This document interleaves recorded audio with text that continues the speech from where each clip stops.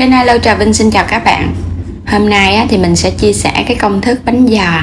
Bánh giò một món bánh ngon từ bột gạo nè, kết hợp với nhân thịt củ, vừa ngọt vừa thơm. Mà cái công thức này mình làm bánh để sang ngày, cái lớp bột vẫn mềm mại, ăn ngon lắm, dễ mà nhanh nữa. Bây giờ thì mời các bạn mình cùng vào bếp để thực hiện bánh ngon này nha.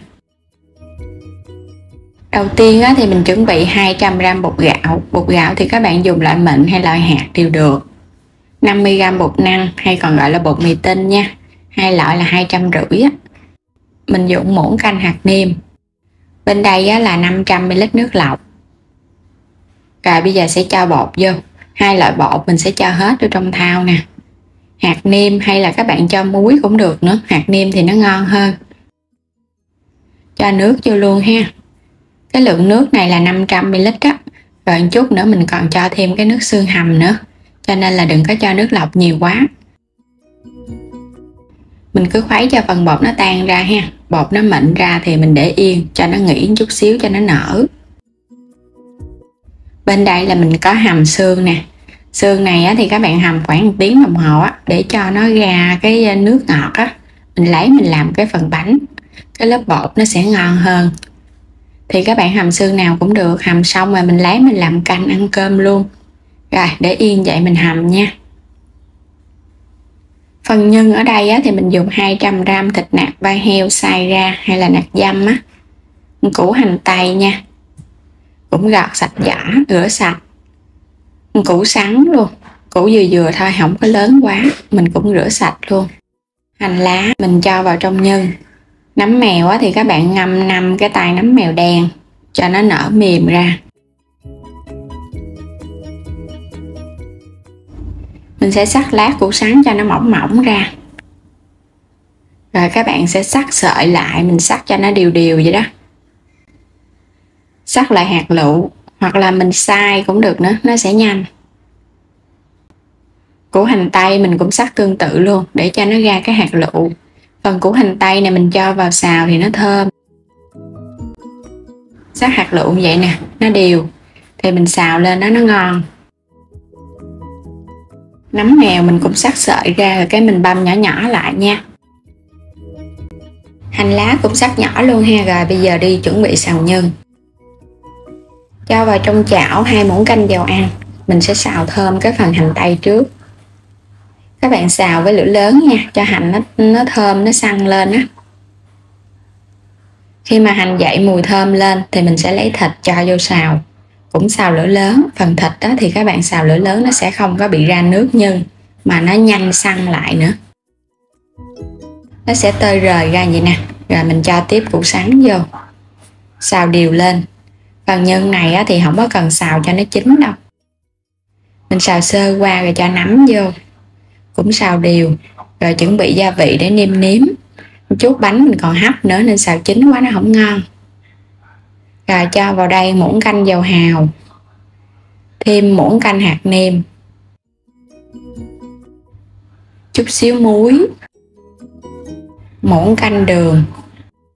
Rồi xào đều lên cho gia vị nó thấm đều vô trong nhân. Phần nhân của mình vậy là được rồi đó. Mình làm cho nó đừng có bị ra nước nha. Lửa lớn thì nó sẽ không ra nước.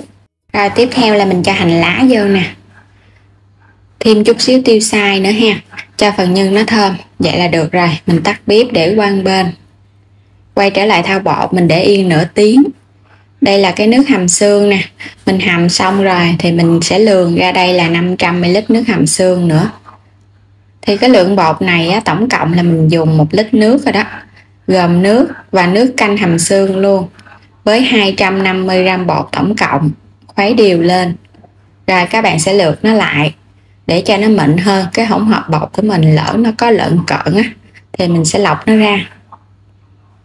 Thêm vào trong này muỗng canh dầu hành phi nữa ha. Cho cái bột nó bóng.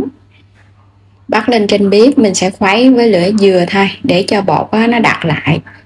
Mình vừa nấu thì mình vừa khuấy. Khuấy được một hồi bắt đầu bột nó sẽ sệt.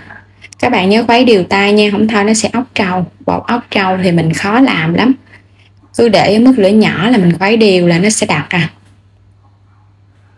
Bột bây giờ vậy là được rồi nè, nó đặc mịn vậy là được rồi.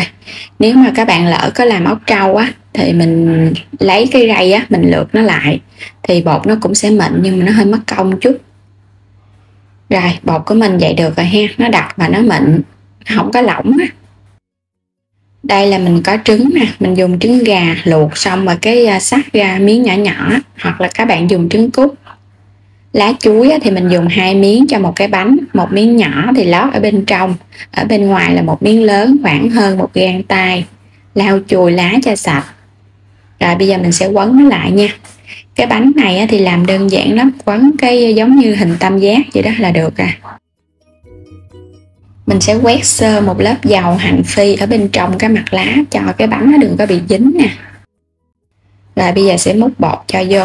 Phần bột này mình làm lỏng lỏng vậy nè, các bạn gói bánh nó dễ lắm, đừng có khuấy nó đặc quá. Nó đặc quá cái mình làm nó khó. Và cũng lấy cái muỗng dầu hành các bạn quét là nó sẽ không có bị dính. Rồi bây giờ sẽ múc nhân cho vào giữa. Tùy theo các bạn thích cái bánh lớn hay nhỏ nha, mình làm cũng hơi lớn nè.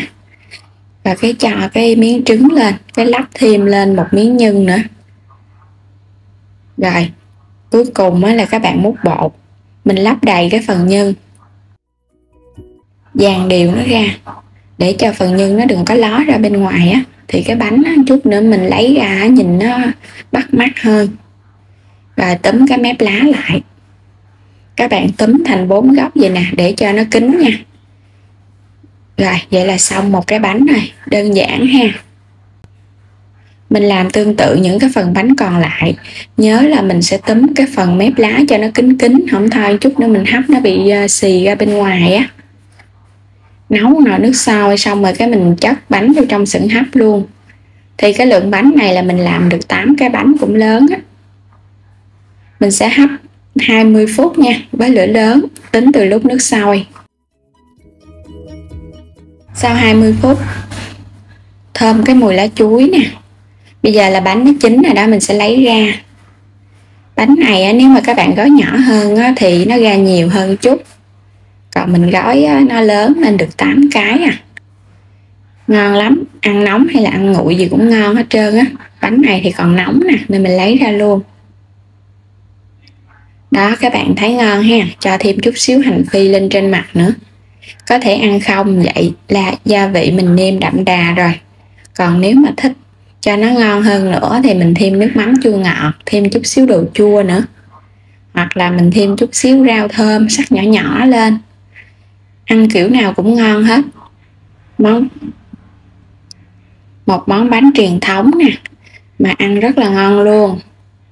Bột thì mềm mại nè, hấp dẫn lắm các bạn, ăn vừa miệng lắm. Mình nêm cái gia vị nó mặn mặn ngọt ngọt. Bột ăn vào trong miệng nó mềm tan luôn á.